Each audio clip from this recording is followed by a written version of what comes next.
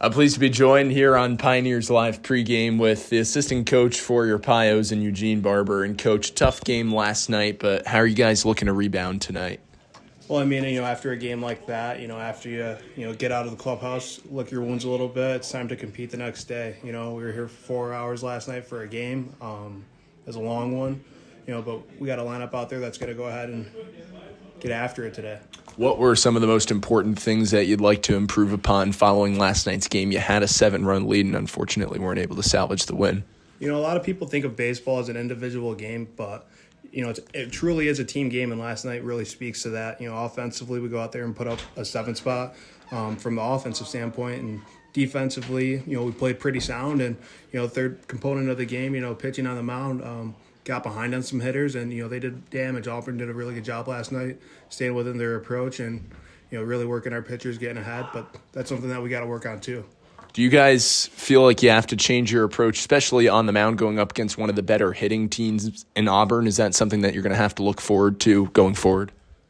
We can't be afraid to win early. I mean, that's one of the things that I see from the side is that, we're kind of timid early in counts on the hill, and we can't be afraid to win early. We got to win early so we can win late.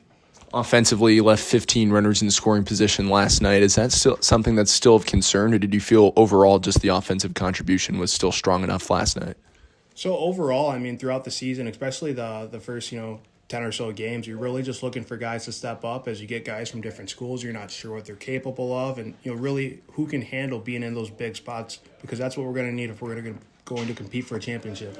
Turning it over now to tonight's ball game, you send Brendan Hayes out for the start. A bit of a tougher go-round for him last time. What are you looking to see from Brendan this time around?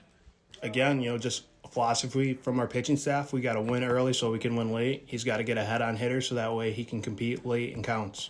How confident have you felt with this bullpen so far? Guys like Gio Valerio, Casey Julkowski continuing to do their thing. We're finding out a heck of a lot about these guys in our bullpen. We got some real dogs out there. We're just trying to get them in better position in games so that way we can go ahead and close it out. It's notable that tonight Andrew Jones might make an appearance in relief. What does Andrew have to improve upon following that last tough go-round in Auburn? I wouldn't say that he necessarily has to improve anything per se. The outlook that I would look for is that just continue to gain knowledge, continue to be a sponge, take everything in so that way you can grow as a player and as an individual. Do you think it has been more mental than physical for him so far, being a high school player just assimilated into a college lineup?